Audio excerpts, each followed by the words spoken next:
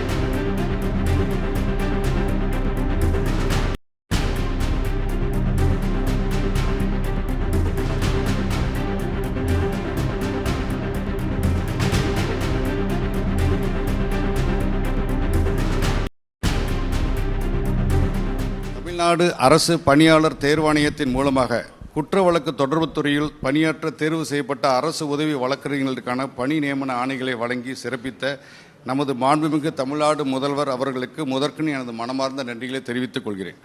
முறை செய்து காப்பாற்றும் மன்னவன் மக்கட்கு இறையென்று வைக்கப்படும் என்ற திருக்குறள் கூறுவது போல மக்களின் நலனையும் நல்லாட்சியையும் முன்னிலைப்படுத்தி செயல்பட்டு வரும் மாண்புமிகு தமிழ்நாடு முதல்வர் அவர்களின் தொலைநோக்கு பார்வைக்கும் அர்ப்பணிப்புக்கும் எமது மனமார்ந்த நன்றிகளையும் பாராட்டுகளையும் தெரிவித்துக் கொள்கிறோம்.